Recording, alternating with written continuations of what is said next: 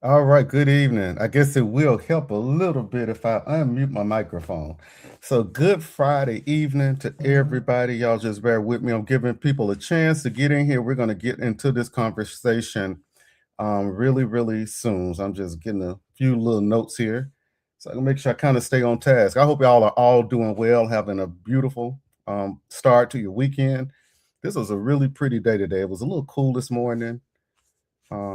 I'm writing when I'm talking. Y'all forgive me. I'm trying to talk and write at the same time. History. So I hope y'all had a good weekend so far, and I hope your weekend is good. I don't know what this weather is going to be looking like. You know how things change around here. We're going to be talking about something tonight, very, very important. House Bill 1677, I believe. Yeah, here's House Bill 1677, which is the current legislation that's working its way through the state capitol.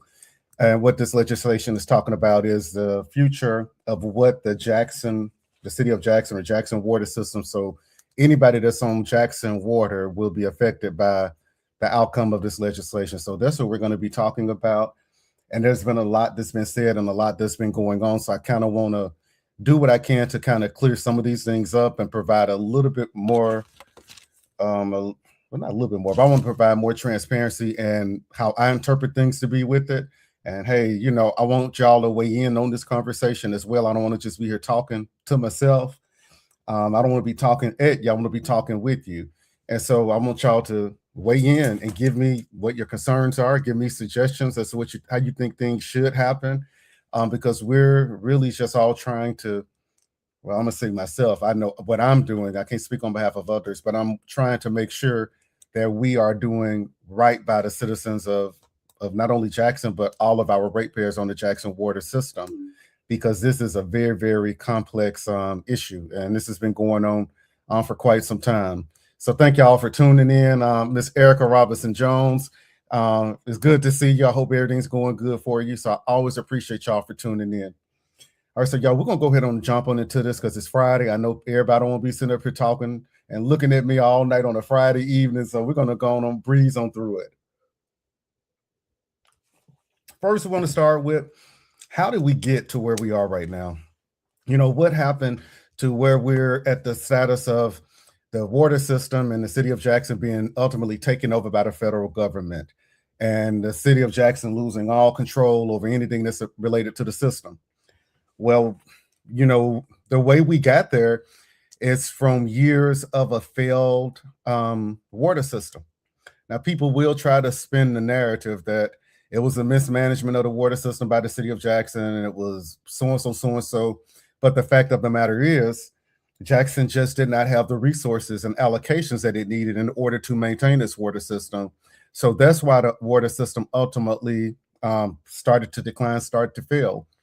When we talk about money coming into the city of Jackson, our tax base has dwindled in recent years.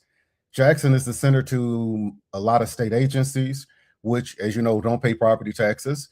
And so we have a dwindling tax base. And so the way we got to where we are now is because this bucket has just been kicked down the road for such a long time until ultimately several years ago, the water system was in catastrophic failure where we had residents here in Jackson without water for up to 1 to 2 months after we had a real bad storm come in. And so after that, there was a federal declaration declared saying that we got to have help from the federal government because the city of Jackson doesn't have the money to come in um, and and and and fix the system. And this was a pretty much a natural disaster. And so we got federal interventions. We had got the federal delegation in DC to give money to the city of Jackson. We were able to get some EPA funds as well to come into the city of Jackson to fix our water system. So let's talk about this for a second. So we have a system that's been failing, and I know people are, what's going on with your cousin? That's my cousin, the Mike Magazine cousin, Angela Buckner. And so we have people, that are spinning this narrative that it was mismanagement of funds and the system has gone down. And with the Siemens contract and all that money from the Siemens contract, yeah, there were some things that happened within that contract that should not have happened. There were some faulty meters that were installed that gave people enormous water bills. So I agree with that. Yeah, that shouldn't have happened. But what I do want to say is that that's not the demise of the Jackson water system at all. It was partially to do with it. But the demise of the Jackson water system is the fact that these repairs and the maintenance on the system were not done when they need to be done. When we had, I want to say it was Dale Danks, I think, before Mayor Harvey Johnson, when he was mayor of Jackson, he shed light on this and said that the water system is in the process of failing. We need to get some money in here. We're going to have to have state funds, possibly federal funds, to fix this water system. So this is something that's been happening for quite some time. So this didn't just fall on one administration.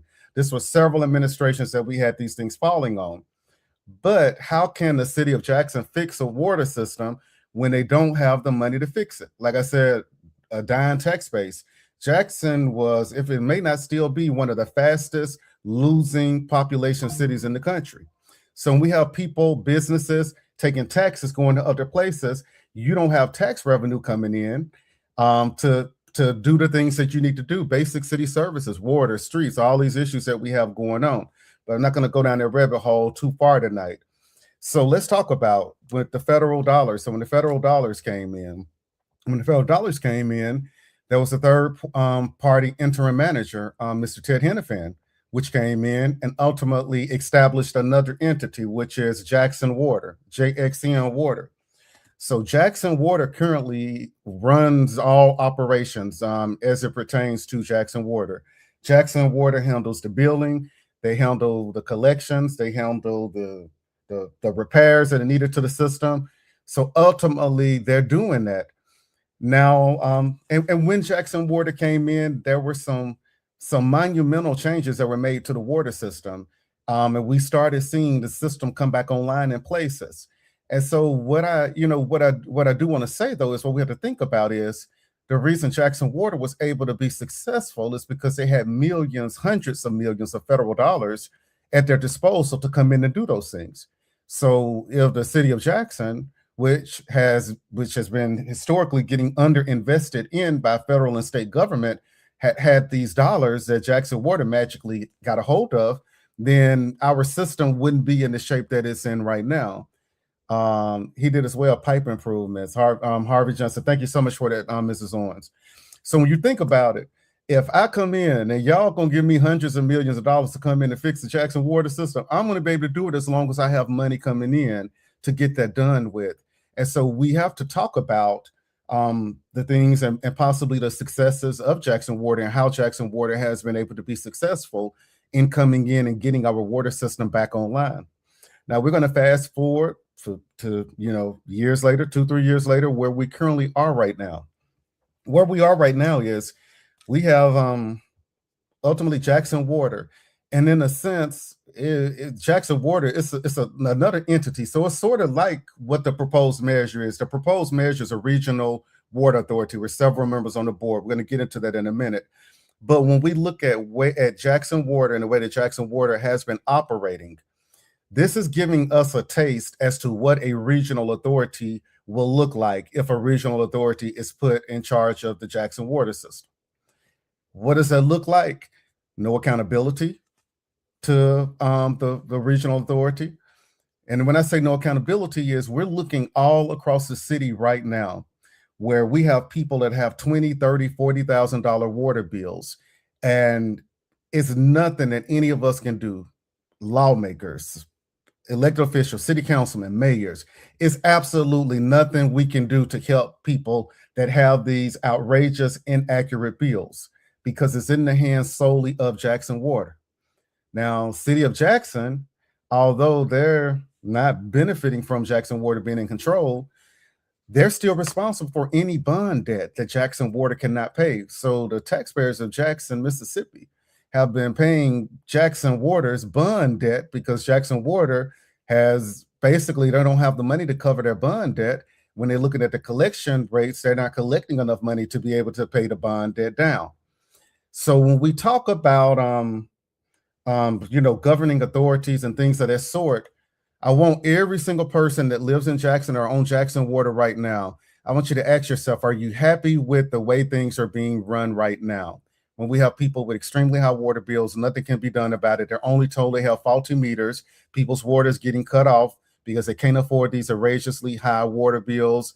No accountability. Your elected officials are not even able to call and get the answers that we need for our constituents because this Jackson water does not have to answer to anybody. So we're going to go and talk about the legislation a little bit and what's going to happen. I'm going to tell you why I have problems with what currently is going on. And this isn't to criticize or talk about anybody or drag anybody through the mud. It's about being transparent and letting people know what we have going on, because I don't want to see a measure get passed and then after it's passed, we all show up saying, well, this is bad. Why did you vote on this? Why did it happen that way? The only way people have a voice is when we talk about things before they actually happen. So I'm just trying to put I'm going to lay the facts out there for you, and it's up to everybody to make their own decision as to how they feel about it. So what happens in this measure is this will create, and it originated in the House of Representatives here in Mississippi. So when it originated in the House, ultimately what would happen is there would be a water authority. And y'all, let me pull my notes up here because I have some things I definitely want to touch on. And y'all, this is not going to be the only conversation that we're going to have. We're going to be talking more about this because it's just a lot to unpack. So I want to make sure I get all of it unpacked. But in the version of it, here we go. Ms. Owens said, I'm going to post her comment here. She said, yes, a meeting was held. NAACP convened with Congressman Benny Thompson. 500 copies was given to as citizens meetings, New Hope Church in Jackson, and the federal government. So that's what happened. When it came to it and we sounded the alarm, we were able to get federal help to come in and help with the water system. But they also sent a third-party interim manager that was supposed to be responsible for overseeing the funds and appropriation of the funds and how everything was going to transpire. So with this water authority, what will happen is there will be a board that's appointed. And so this will be the governing board of the water authority. Now, they will have complete oversight of what the water system looks like. So they will have oversight over what pipes need to be replaced, if we need new water wells here, new water wells there. They are also going to be responsible for one very, very, very important thing. And that thing is they will be responsible for rate increases. So when it comes down to rate increases, it would be at the sole power and authority of this water board, this regional water board. Now, in order to do a rate increase, there has to be it's not a majority vote. It has to be 2/3 of the members on the board to vote in favor of the increase. How you doing, Miss Deborah Page? Thank you so much for tuning in. I definitely love having you weigh in and be involved in the process. So this water authority will have ultimately the authority to make all decisions around Jackson Water. So one of those most important decisions is going to be, what will the rate be? So this time for a rate increase, then it would be at the sole authority of this water board. Now, one thing that I do want to say, I'm always against anytime we're going to increase taxes or increase the price on something.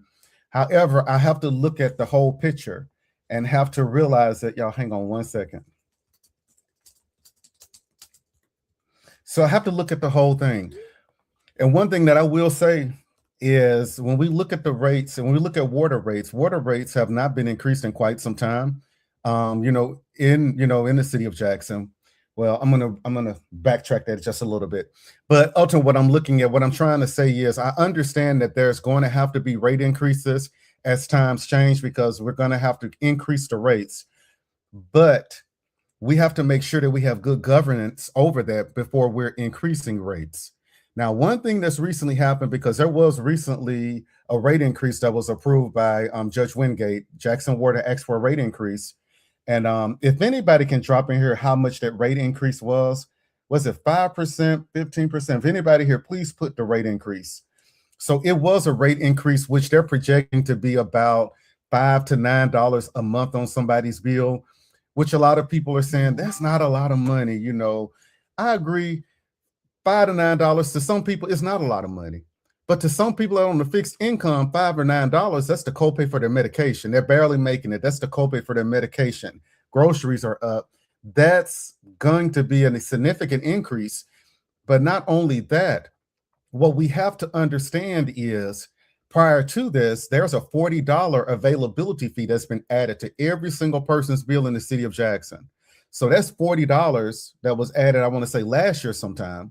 Plus now we're talking about another, like I say, $5 to $9 on top of that.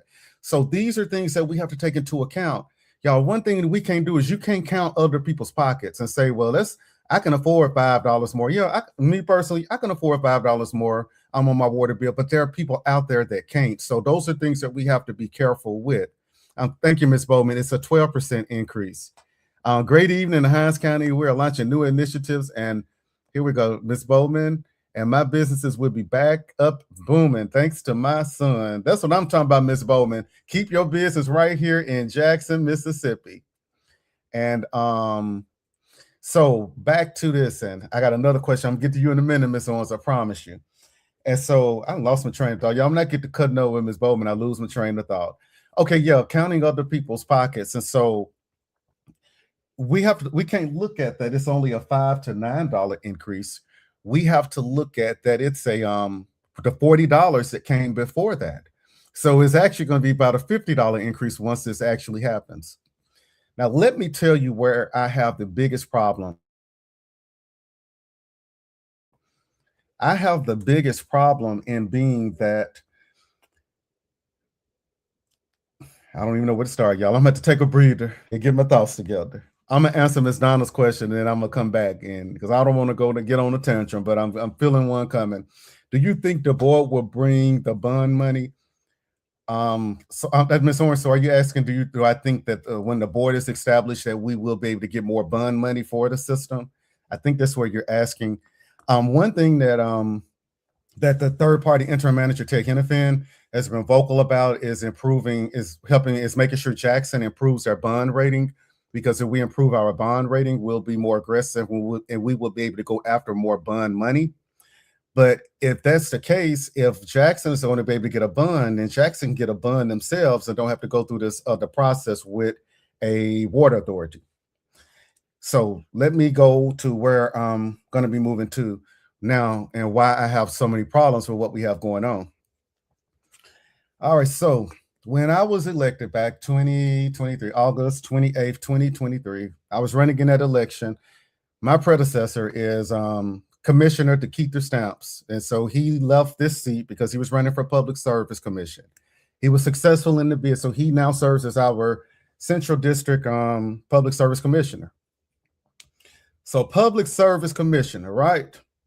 So what the role of the Public Service Commissioner is to pretty much regulate utilities.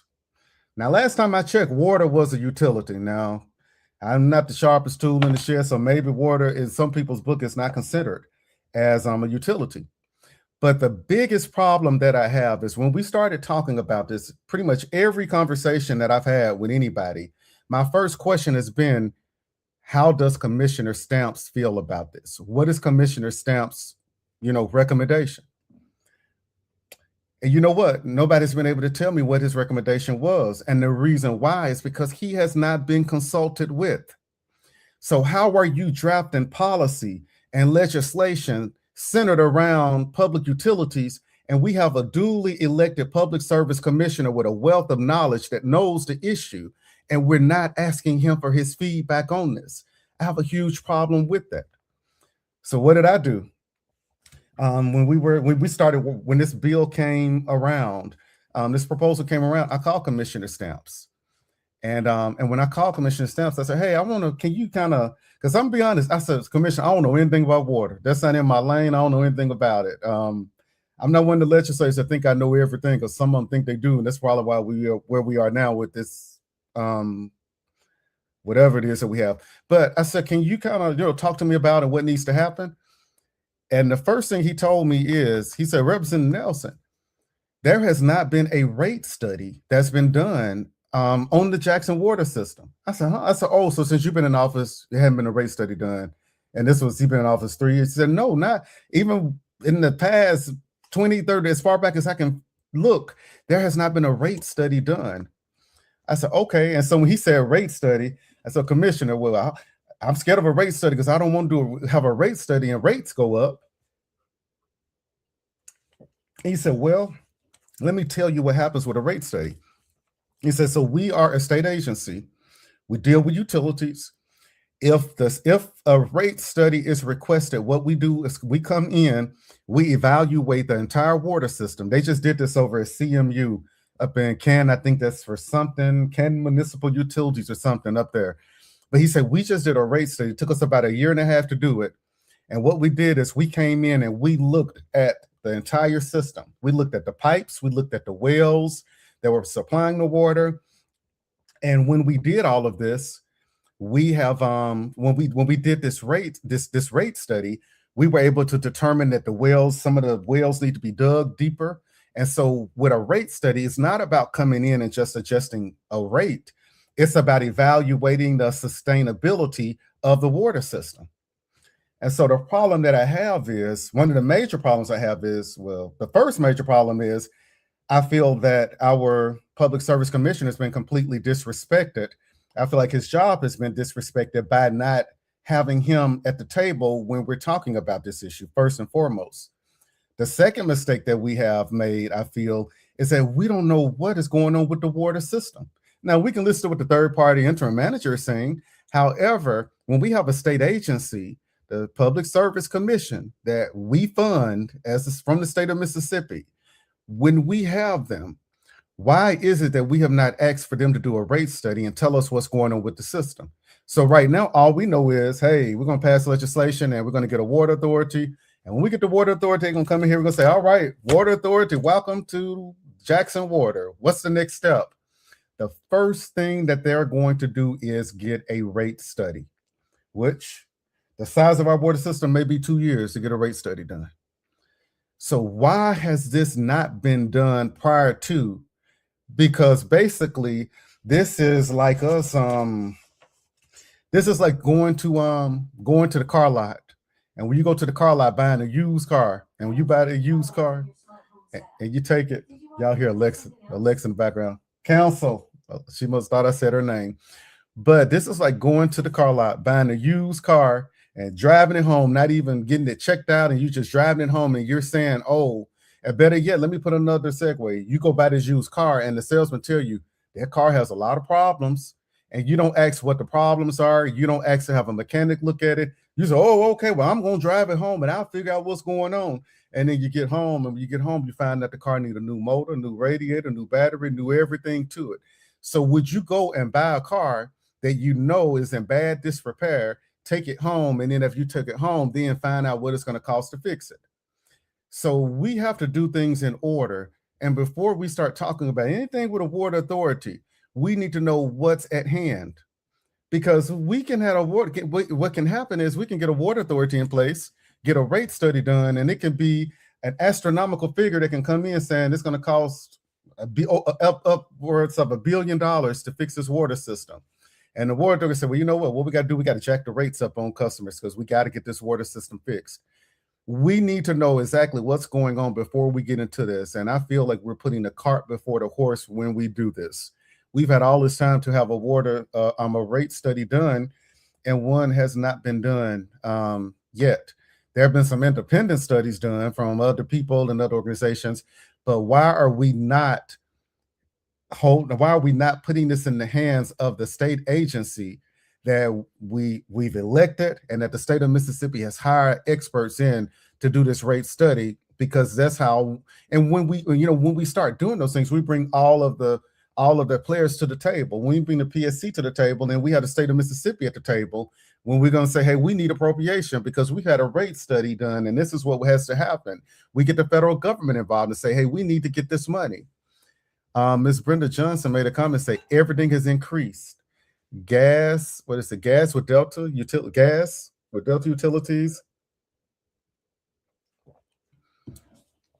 Ms. Brenda Johnson, you make a very valuable point. Everything has increased. And Ms. Johnson, I promise you, we are working on a pay increase for our teachers. And I'm hoping that the Senate will do what they got to do and get it back to us so we can get a pay raise, because our teachers deserve a pay raise. Ms. Donna Owens said, loophole, check with how it was positive for Jackson Country Club. Submit, however, want their own water system. Wells, loophole, ex Andy Gibson, and how based on blueprint. Ms. Donna Owens, you're making a good point. They do, and Jackson Country Club has his own water system currently. So let's dig on into this legislation a little bit more. And so when this legislation first came out, it hit the House floor. Um, the issue that I had with this was I had a huge issue with it. And the issue that I had with it is we have a delegation. So we have the Hinds County delegation. Hinds County delegation consists of all representatives and all senators that represent Hinds County. I wish I knew the number. We have a pretty big number, maybe 13 House members and maybe 6 Senate members. I may be wrong on the numbers. But the issue that oh, thank you, Ms. Page. I believe you're doing your best to help the people. Thank you so much, Ms. Page. Ms. Page, I'm only one person, but I'm gonna always fight and I'm gonna always do what I feel in my heart is the right thing to do, even when it's not the popular thing. You have to do what's right because we have so many people that have done and that are currently doing what the popular thing is and it's not right. And so I would rather take scrutiny for doing the right thing. I can handle the heat. But the biggest issue I had is that when this legislation, when it came to us, the delegation was not consulted with on what what this bill and what this measure needs to look like. It ultimately came to the legislation was drafted, and the morning that it was going to be brought to the floor of the House, we were called into a meeting, and in the meeting with people from the city of Jackson, it wasn't the mayor, it was people from his team. They just said, "Hey, this is the water bill," and even when we had the meeting, we didn't even have the bill in front of us, and so that's how it was brought to us. And I was vocal in that meeting by saying, in the future, whenever it's something that's affecting any city, any municipality that I represent, I want to be at the table when we're drafting legislation that's going to be affecting my constituents. I want to be at the table because I want to know what's in there. I want to be able to put my input in there, and I want to be able to make sure that it's fair for my constituents. And so we were not consulted as a delegation. And when it did come out, I had a problem. One of the biggest problems I had with it was the fact that I also represent the city of Byram, Mississippi. The city of Byram is on Jackson Water. One of the main issues I had was the fact that this legislation, the first proposal, it said that the mayor from the city of Byram could make a recommendation of one appointee that had to be approved by the Jackson City Council. And my problem was that how can you tell a mayor of one city who all of his constituents on this water system, and you're telling him, oh, you can make a suggestion as to who's going to represent your city on this board, but we have to approve it. And so that was one big concern I had for the city of Byram as well as the city of Ridgeland, which part of them are on Jackson Water as well. And so I offered an amendment on the House floor, and my amendment died. It died on the House floor because, ultimately it was our delegation, the Hinds County delegation, for whatever reason, they didn't want my people to have a voice on the board, which, hey, I still got to fight for my people. But it moved on over to the to the Senate. It passed in the House and went to the Senate. Because said, that's right, let them know you want to be at the table. That's it. Mike Magazine, they say, if you don't have a seat at the table, then you own the menu. And I'm a firm believer in that. And so, I was elected just like every single person up there was. I went through the same process. And so when you're doing something that's affecting my constituents, you're going to give me a seat at the table. You're not going to draft a bill and tell me, here, vote on it. That's not going to work like that. You're going to give me the opportunity to have a conversation and talk about what this needs to look like for my people. Because as I said, I represent Byram as well. And in the way this bill was written, it didn't benefit my people in Byram at all because they didn't even have a voice on the board. And so it passed. It went over to the Senate. And when it went to the Senate committee took it. They looked at it. And I'm grateful. One thing that they did is they did give Byram and Ridgeland a seat at the table. And so now the mayors from both cities are able to make appointments to this Water Authority board. So I'm happy that did happen. However, I still have feelings. My feelings are still the same way about a water authority. I have a little thing here I want to share because I believe in providing. Like I say, you can get up here and you can talk, but I believe in providing receipts whenever I'm talking about something. Because what we have with a lot of politicians right now is we have a lot of politicians that don't read, they don't research. All they do is they spread. And so they listen to one person to tell them one thing, and they're going to take that and they're going to spread it. When I hear something, I'm going to listen to you. Oh, okay. Thank you for telling me that. But after I listen to you, guess what I'm going to do? I'm going to go and research it for myself because I want to know the ins and outs of it. And so that's what I've been doing. I've been doing research. I've been talking to people that understand water systems and how water systems work. Privatization of water system. How has that affected other areas? The road that we're going down, how is that going to affect us? And so I'm going to share this with everybody. I hope y'all can see it. And if not, this gonna be posted to my page soon. All right. If y'all can somebody, I guess, tell me if you can see it? You should be able, but I'm gonna read it now. All right. So what's happened is this is a water governance. These are case studies that have been done. All right. So we're gonna start talking about Detroit, Michigan. So they got a regional authority that began on January the 1st, 2016, after a bankruptcy restructuring era, right? What followed? Mass shutoff began in 2014. Unhuman rights experts condemned disconnections. The residents impacted what? Water unaffordability and shutoff trauma concentrated in Black neighborhoods. So the key lesson here was regional restructuring without strong affordability protections can deepen harm. When we look over here at Atlanta, Georgia, a private operator, United Water, took over under a long-term contract. So the audit found savings far below projections, and the contract was terminated in 2003. So the residents impacted with what? Billing and service concerns eroded trust. So efficiency claims must be tested against real outcomes. When we talk about Flint, Michigan, look at this. Cost-driven shift towards KWA with Flint River as interim source. What followed? Failure to apply corrosion control triggered public health disasters. And the impact was residents paid for unsafe water and lost trust in government. The key lesson is what? Cost cutting and emergency governance can be catastrophic. Baltimore, Maryland. Residents fought off privatization risk. The charter amendment approved 2018 banning sale or lease of the system. So the voters chose public control over privatization risk.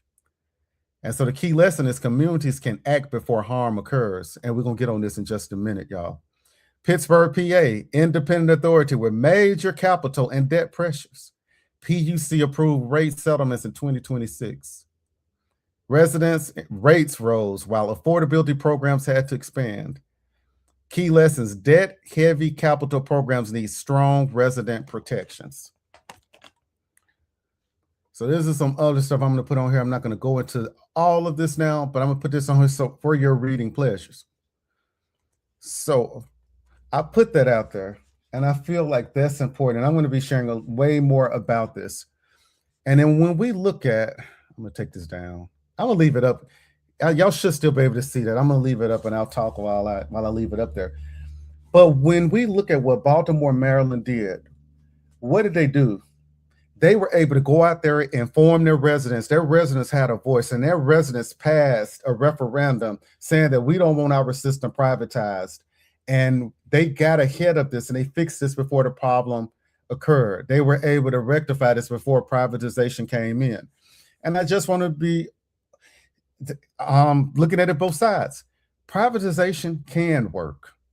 There's always some good and there's always some bad. But what I want to say is what I've seen in this measure that is currently being considered, what I'm seeing in there is I don't see anything that provide the protections for our people that we need. Now, if I saw some of the buffers and protections in this to make sure we're not going to see exorbitantly high water bills and water rates, if I saw in here that we had protections on our citizens, I would say, okay, that might work.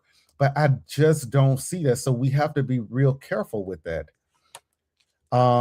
Ms. Donna Owens said, Marcus Wallace is a strong businessman, former mayor of Edwards. He have the utmost of knowledge, infrastructure, and layouts, etc. Ms. Owens, yeah, he is very, very, very sharp young man.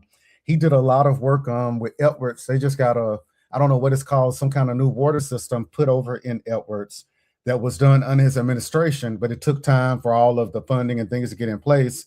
But that was a direct effort of his lobbying efforts to get that done. So he did some really good things. And Ms. Owens, these are people that we need to be bringing to the table. We need to be bringing people to the table that understand this. Like I told y'all, Fabian Nelson, I don't know anything about water. Like, what is it, Gone with the Wind, where the lady said, I don't know nothing about birthing no baby. I'm telling you, I don't know nothing about a water system. But that's why you have people in your corner that know more than you do about topics and subjects. And that's why you have to research and stop taking everybody's word and say, oh, this is good because so-and-so said it's good. Now, if you're going to tell me it's good, look, I'm like, what's the thing they say about you could tell a child that the stove is hot and they're not going to believe you until they touch it. So that's the type of person I am. You could tell me something, but I'm not going to believe it until I've researched it and I dug into it and I've asked the questions and I properly vetted it. Because when we're talking about things like this is something that's major. You know, it was told to me that when this was passing, and I'm not going to say who said it, was one of the people in the room with me, said, well, legislation can always be changed. And so if it don't work, change. I said, I said, I'm not buying that. Legislation, it's not easy. You know, you're not a legislator. And so you don't understand the process that we have to go through to get legislation moved. We're not going to always get it right the first time, but I can't send a burning car down the road and say, oh, we're going to fix it later, when we're talking about people's lives and people's livelihood and a fundamental thing that people have to have safe and clean drinking water. This is not something that we can play with. Ms. Chantel Johnson, thank you so much. I appreciate that comment. Look, I'm trying my best. Like I say, I don't want people in the dark. I don't want to sit here and be one of those that sound the alarm after everything has failed. I don't be one of the people that say, oh, everything is great and we pass this, and then when it fails, disappear on people. Because I've been on the front line out here. I've been trying to really figure out.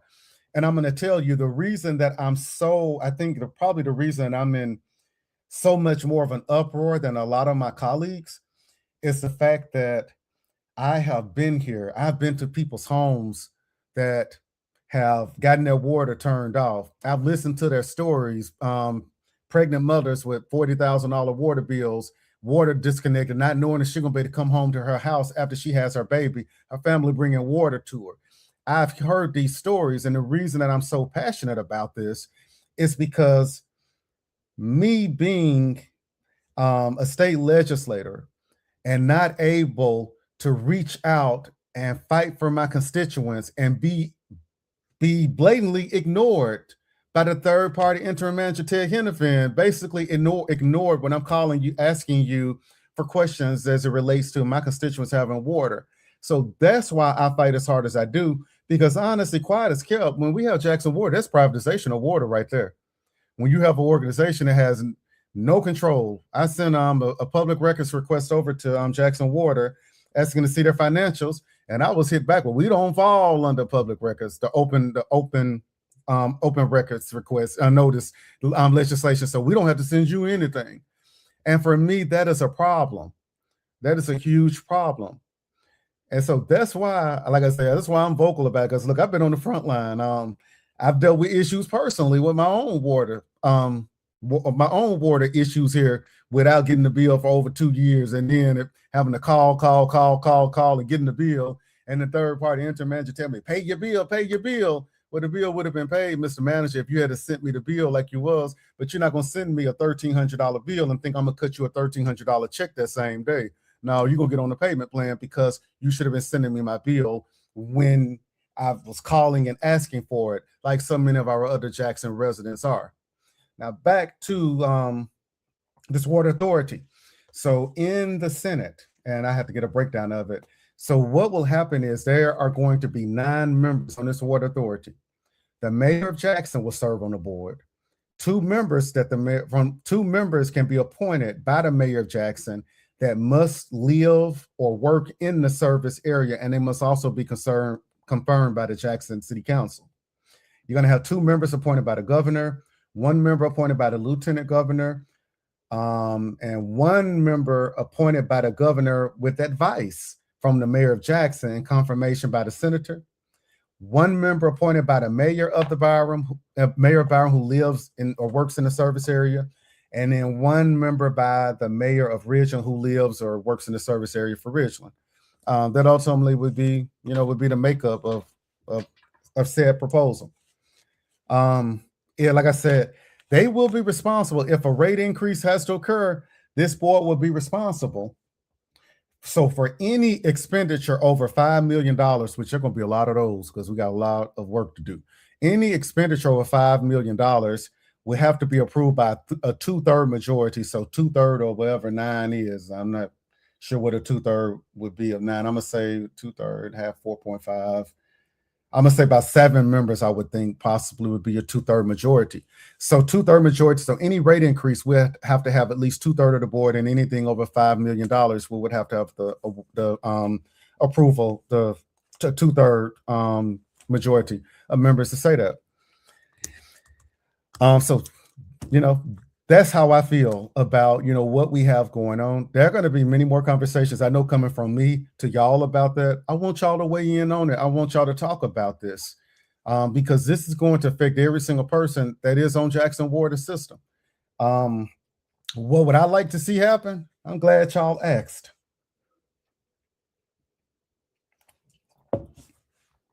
What would I like to see happen?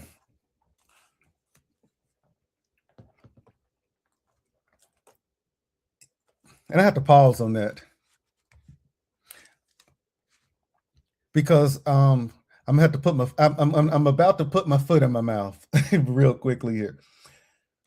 What I would like to see happen is I would like to see the water system return to the way that it used to be under the governance of the city of Jackson and the Jackson City Council. I would also like to see that that someone is hired, whoever is going to be running the water system. We need to have a Class A operator, which understands water systems and how water systems work. So I want to see it back with the city of Jackson, with an operator that knows water systems and know how they need to work. But the biggest thing for me, the contingency would be that a rate study has to be requested and conducted by the Public Service Commission.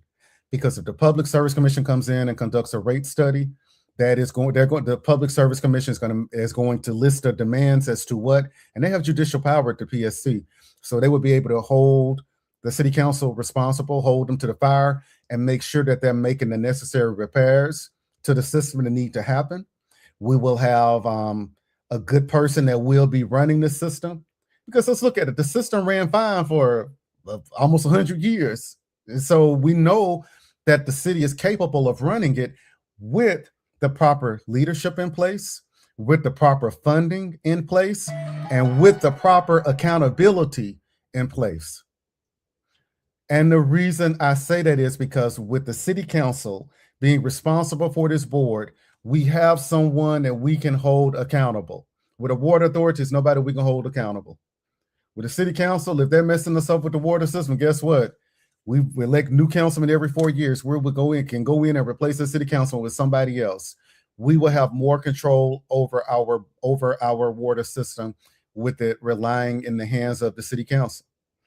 And if anybody has a problem with the Jackson City Council handling the water board, what do you need to do? Go out and elect people that can serve in the capacity that they need to serve in. We have to stop having problems and saying, oh, I got a problem with the city council and with them doing this and that, but you keep electing the people that you have a problem with. We need to be electing people that are going to be good stewards of our money, that are going to be good stewards of city services. And this is not a knock on the city council. I think the city council is doing an amazing job, and I have the utmost confidence in the city council to be able to manage our water system when they have the things I just said in place. A rate study conducted by the Public Service Commission holding them accountable. Number 2, a qualified person. I ain't saying go get the deacon of the church and get the deacon of the church to be over the water system. A grade A operator, meaning that they've been trained and they understand water systems. If we have that in place, is no reason as to why we would be back to where we came from. And the reason I said to put my foot in my mouth, because I remember years ago, I said, oh, no way, I would never, ever, ever, ever agree to the Jackson City Council and the water system going back. But knowledge is power. And when you start researching things and you start seeing things that are working and things that have worked in other areas, your mind start to open up. And so that's why I feel the way that I feel about that. We're talking about the city council and We don't think that it's the operating budget for the water system and all of that. Our city council runs the budget for the entire city of Jackson, our police department. They run every fire department, every single thing. They're responsible for all of those budgets. So we're trusting them with those budgets. So why can't we trust them to do the right thing? And I understand when we look at what happened in some of these water studies, we're seeing that people lost they lost faith in government because of the issues that happened. But we as people have to start holding our elected officials accountable. Because if we're holding our elected officials accountable, and if we're calling them out on the wrong when they do things that they shouldn't do, they're going to get what they get right. And if they're not getting what they get right, send them home. As simple as that, myself included. If I'm not doing what's right to represent people, send me home. So it's time for you to go home because you're not doing what's right for us. But I just don't want to see us go. I don't want to see us go from bad to worse. And as I can say, my experiences with Jackson Water, when I look at the issues that my constituents are having, and my back is up against the wall, there's nothing I can do to fight for them because I can't even get the water board, which is Ted Henderson. I can't get the water board on the line because he's the CEO, vice president, secretary, treasurer, everything of the water board. And so that's a problem for me. I see firsthand how this regional water authority can be bad. It could be the best thing since sliced bread, but we don't have measures in this legislation to ensure that. When we're drafting legislations and bills and policy, it's okay. I understand people want to trust people sometimes. Hey, it's good to trust, but we need to put it in writing because we just say this needs to be in writing. We have benchmarks in here to protect people. We can't just throw it out there and say, oh, we're going to just give you free reign to do whatever it is you want to do. Because when we do that, we end up in predicaments like we're in right now with, I'm not going to go down on I'm not going to get too far on my tantrum tonight because I got a whole lot more of this left, with y'all. But y'all, I'm going to wrap it up at that. I'm going to hang around. If anybody have any questions, comments, please, weigh in on it. This will be time for, I've done enough talking, so I want y'all to do some talking now. Ms. Bowman said, be more specific in sending people doing what they're elected to do because some take that you represent those of other counties and that's taking, okay.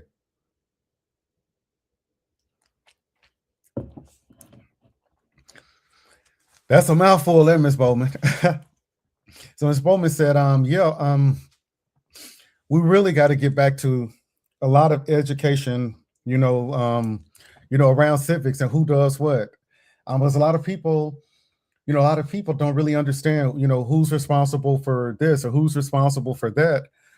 And, it can become burdensome, when you're carrying the weight of so many other people. And you also sometimes have to carry the weight because when you don't have others that are out there working as hard as you are, people just gonna come to wherever they can get help from.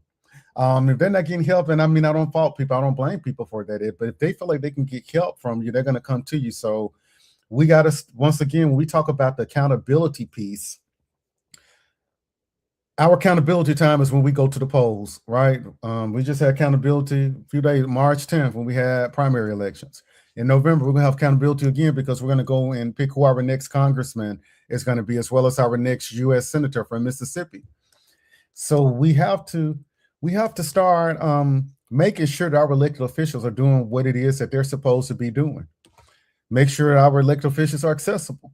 If you have somebody that you're going to vote for and you can't get in contact with them, they're not doing what they're supposed to be doing. We do get busy at times and we're not able to answer the phone every time a person calls, but at the minimum, we should be able to get back to you.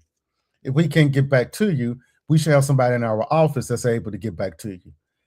And so your elected official is not reachable. You need to second guess yourself when it comes time to go out and vote again, because that doesn't make any sense. Because I promise you, when we're on the ballot and running, they're going to be accessible. Then you're going to be able to get rid of them. Every time you go to church, they're going to be lined up in the church, marching in like the ushers used to back in the day, the ushers and the choir. So hold your elected officials accountable. And I always say elected officials because I'm talking about myself too. Hold me accountable. If it's a problem, tell me about it. We have to be, that's what we have to do. And me personally, I like being held accountable. I like when my people come and say, hey, look, this is what we got going on. Hey, can you look at this? I like that. I like having people involved. Ms. Danielle Holmes says, why haven't the Hinds County delegation sought the advice of Public Service Commissioner to keep the stamps before going along with the Water Board Authority? Ms. Holmes, I really, really appreciate that.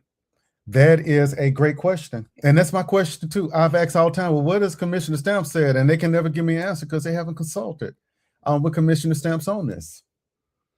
That is blatantly disrespectful. Once again, Ms. Bowman, what Ms. Bowman just said, be more specific about telling people what elected officials' titles are. He is the Public Service Commissioner. This is what he deals with on an everyday basis. Why have we not consulted with him? Why is it that we get a bill that comes before our delegation and it's told to us that vote in favor of this because this is what this is what the mayor wants for the water, for the water system in Jackson. This is what he wants, so vote for it. I mean, and that's not good enough for me. Now, if it had to come as a recommendation from Commissioner to keep the stamps, I would have voted yes on it in a heartbeat because I trust him. I know that he's a public service commissioner. I know he's not going to lead us wrong. I know that this is his field. But even when I asked him then, I said, well, was Commissioner Stamps included? Well, no, he wasn't. So I have a huge problem with that. And when I look at things, and thank you for this, Ms. Holmes, I want to look at, so when I look at the vote, and I'm going to talk about the vote. So when I talk about the vote in the House of Representatives, when House Bill 1677 passed, I'm going to tell you every representative in Hinds County to vote against this bill. Representative Bo Brown from Hinds County, yours truly, Representative Fabian Nelson, number 2, and number 3, Representative Zakiya Summers. Let me make sure I'm right. Those were the 3 of us from the Hinds County delegation that voted against this water authority bill when it was presented in the House. Let me move on across the street to the Senate. When this came to the Senate, the members that voted no on this bill from the Senate are, from the Hinds County delegation, are Senator Blunt, Senator Frazier, Senator Mumford, and Senator Norwood. Let me make sure I got everybody. Hold on a second, y'all.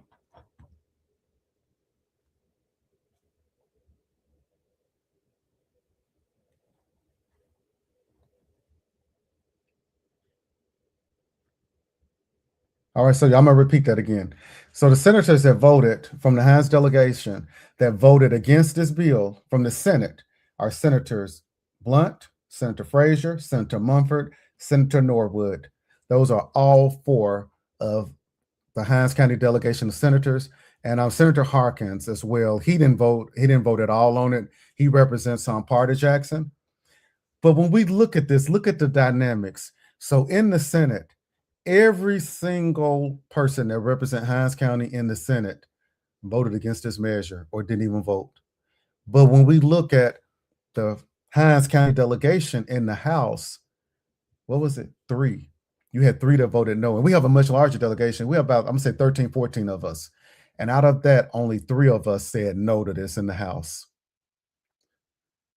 The Senate got it right this time. I don't give them their pat on the back and the credit most of the time, but we get it right. But the Senate got it right on this. And this is an amended version that the Senate voted on.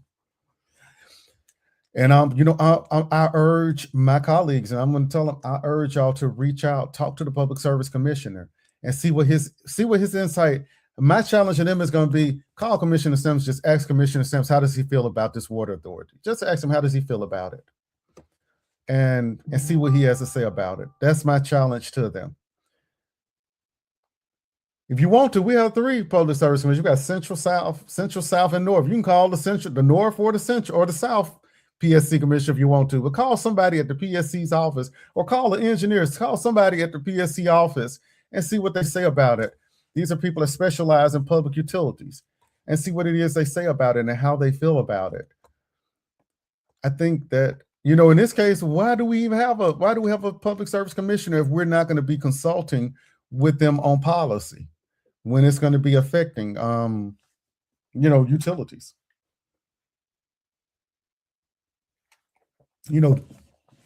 This bill, when it came through, let me look at one more thing over here. I want to see what committee.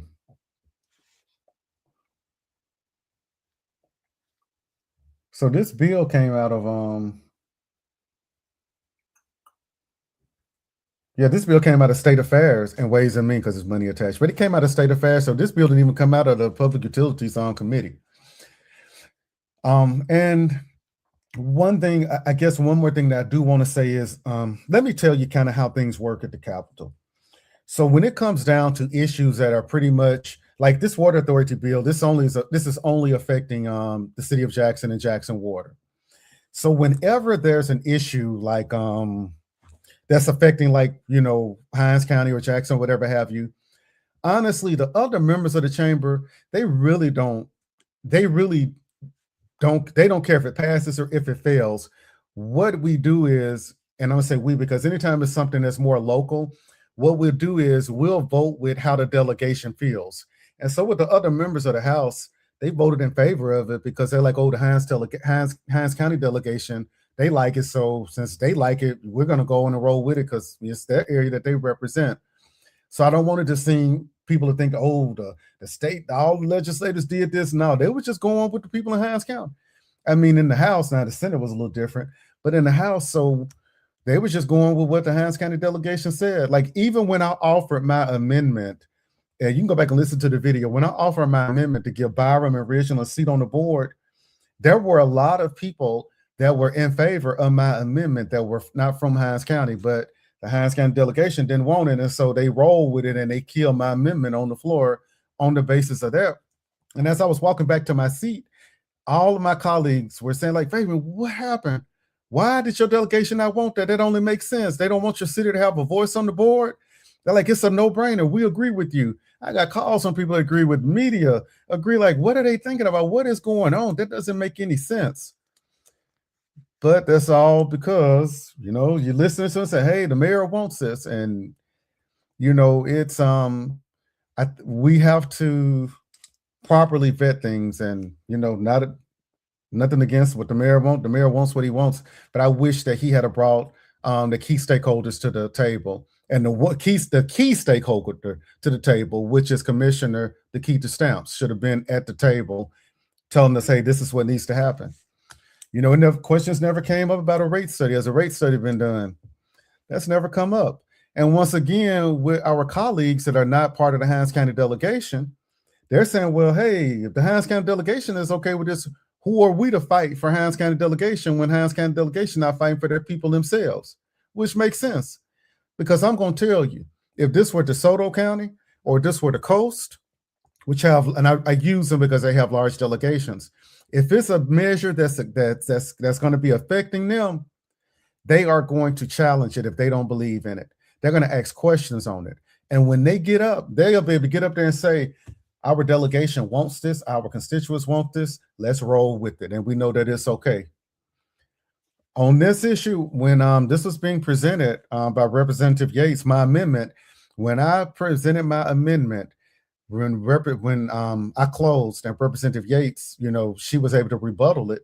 She simply said that, hey, I don't oppose the gentleman's amendment, but the delegation is split on this. And so however the delegation goes with it, I'm okay with, which I respect her for doing that. So I'm okay with whatever the delegation says and whatever they decide to do on it. And so we have to do better as a delegation. We have to work together. We're talking about work together on it, but that's not working together. Working together is not giving me a bill and telling me to vote on it because the mayor wants it. Brendan Bowman said, not in my church. No, sir, no, ma'am. Ms. Bowman, not only Ms. Bowman, but the pastor said the politician's not going to come here and parade around the church. And a huge shout out to y'all for that. That is so true. It's it does not need to happen. Mike Magazine says, sounds like the Hinds County delegation then threw in the towel. I mean, I'm not really sure, what's going on with our delegation, which, like I said, it's not an attack on our delegation. I love our delegation. I love my colleagues. We're there to do the same thing, which is, look out for the best interests of our constituents. But we have some work to do on this. This is a fight that that we're going to have to stay in.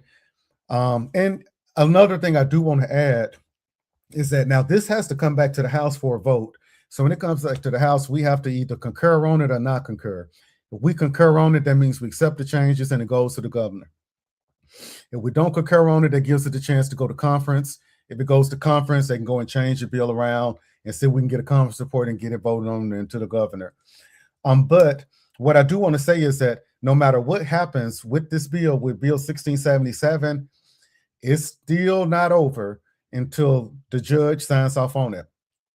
So if this bill is signed into law by the governor, it still has to go back before federal judge Henry Wingate for him to say, okay, I agree with it, or, no, I don't agree with it, go back to the drawing board. So it's not final once we figure out what's going to happen. But this is just an effort by the legislature to let Judge Wingate know that, we're trying to come up with a solution.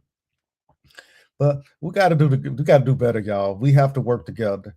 We have to start researching. We have to start listening to our people. And y'all, I'm gonna shout her out. She's gonna be mad at me, but I got to shout out the one and only Ms. Danielle Holmes. When I tell you she has been on the forefront fighting for the people in Jackson, she has been fighting. And Danielle, I'm gonna let you know how much I appreciate you for fighting for the people. Danielle, I'm gonna let you know I will stand beside you any and every single day because you are passionate about what you're doing. You're fighting for the people and you're saying what's right. You're not afraid to tell people the truth, no matter how it hurts. You're gonna tell people the truth and you're gonna stand your ground. Y'all, Danielle, she didn't got on me too. But when she got on me, I saw her passion. And I called and said, hey, what's going on? And we were able to talk about it. We talked about it and we moved on. And that's how this thing has to work. If somebody says something about you and they're talking about, your politics or how you voted on this or how you voted on that, you can't get mad and fall out with them. It's for you to say, hey, explain to me your point of view and let me explain my point of view. And we may be able to find common ground on it, and we may not. And it's okay if we don't. But the fact that we're able to sit down and talk about it, I'm gonna tell you, I'm not looking for an amen crowd. Amen, baby. Amen. You're doing right. Amen. I'm not looking for that. Because if you got an amen corner that's gonna always tell you everything you're doing is good, they're lying to you somewhere. I'm looking for somebody to tell me the truth, to have enough respect for me to tell me the truth. And when you have that person that's gonna tell you the truth, that's how you grow.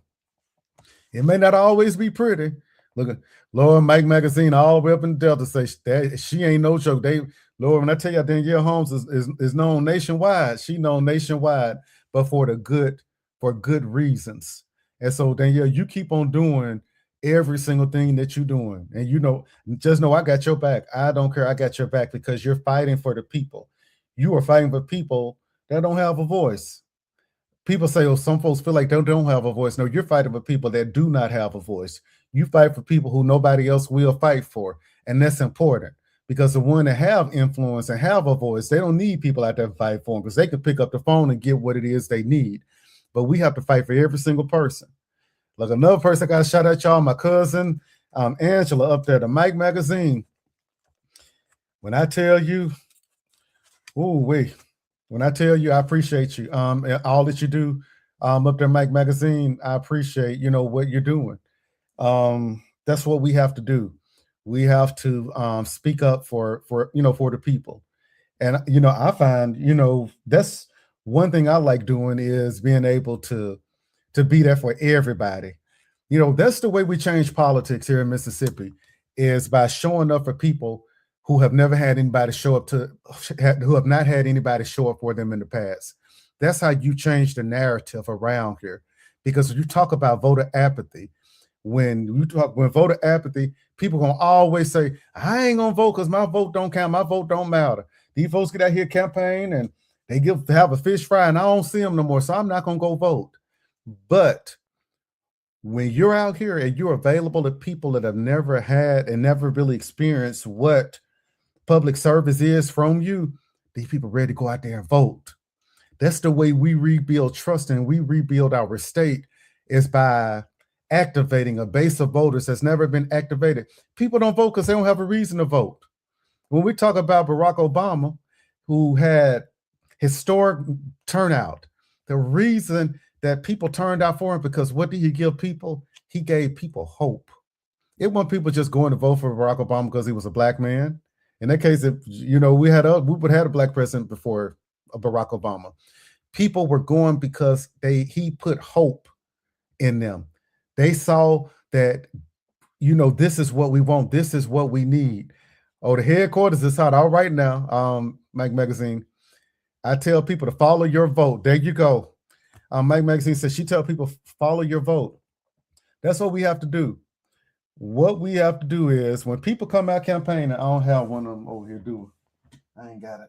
I keep it, but I keep one on my desk at work. I got one here on my other desk, but I keep in front of me my push card. So when I was campaigning, my push card, which basically says what my legislative priorities are, I keep that in front of me because that's what keeps me grounded. And every now and then I'll revisit and say, okay, one of my issues was what? I was fully funding education. Have I been putting the work in to fully fund education? Every year since I've been there, we fully funded education. We're trying to give teacher pay raises now. Another one was Medicaid expansion. We're working on that. We haven't been able to get it done, but we just passed some good CON, certificate of need legislation, which is going to allow entities which would require certificate of need, is making it easier for them to open up clinics and in rural areas now. So I said, okay, we're working on that. Broadband expansion, we have broadband and fiber running rampant all throughout the district. But I keep that in front of me because I want to make sure that the things I promised my people I was going to fight for, that I'm still fighting for those things. So when Mike Magazine said, follow your vote, you need to ask yourself, when this man or when this woman came by my house and asked for my vote, or came to my church and stood up at church and said that this is what they were going to do, has this person delivered on those things? And if you say no, that person delivered on, it's time to replace them. Now, we can't do everything by ourselves. So I do want, let me just kind of clear that up. If they haven't delivered on it, you need to ask yourself, have they been trying to deliver on it? Have they been fighting for it? Representative Nelson said that with Fabian, when he was running, he said that he was going to work on fully expanding Medicaid. Did he do that? Well, no, Medicaid hadn't been fully expanded, but is he trying to get it expanded? And if you look at my record and you see the things that I've done to try to expand Medicaid and try to, we talk about rural healthcare, presumptive eligibility. We did that my first year there for pregnant mothers. So when you look at my track record, you can see that I'm doing all that I can. We have to start grading our politicians on the job that they're doing and our elected officials all across the board and say, are they putting forward an effort? Are they fighting as hard for me as they fought to get my vote and convince me to vote for them? And if they're not doing that, when it comes time to let your voice be heard at the poll, that's what you have to do. Yes, be fair and look at the candidate's track record. That's what you have to do. That's the worst thing ever is for you to have a person and you can see this person is not performing and that person goes out and wins re-election. And when they win re-election, everybody want to complain again. Oh, he or she ain't doing nothing. Okay, well, how did that person win by a landslide when you wouldn't consider a new person? But that person came and won by a landslide, but now, you're complaining. It's too late. But we don't have recall in Mississippi. You can't recall these people in Mississippi. You got to wait 4 years. I mean, you're going to have to suffer for 4 years. So we got to start thinking about the whole thing. We got to stop having short-term memory because we're going to remember when it gets close to election time, we're going to remember what happened just right there, right before the election. We're not going to think about we've been going through hell for three and a half years. We're going to look, oh, well, this 6 months been good. I got my road paved. But what about how many rims you done busted on that road in the last 3.5 years because that person didn't get that road paid for you in those 3.5 years? But now they're running for re-election and now the road is smooth as a baby's behind.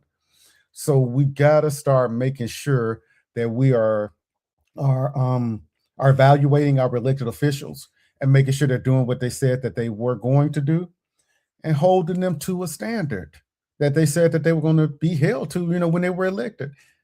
I mean, that's all that I can say.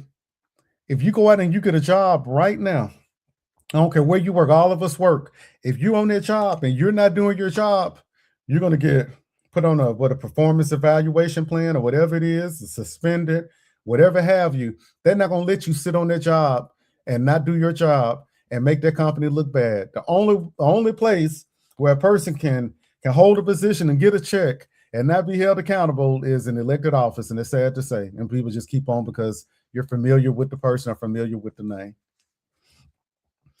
All right. Well, y'all, I'm getting off of here. I'm going to give y'all a few more seconds. If y'all got any more questions or comments, drop down there in the comments. Y'all do. We Mike Magazine said, yes, that's right, because we have expectations. That's right. You have expectations on the job. You go down there to somebody's job and don't do what you're supposed to do and see, are they going to keep you on payroll? Is that private company going to keep you on payroll and pay you to come in there and not do your job? Only in elected office can you come in and not do your job and get a paycheck still. And people come back and reelect because the name is popular. Change is good sometimes.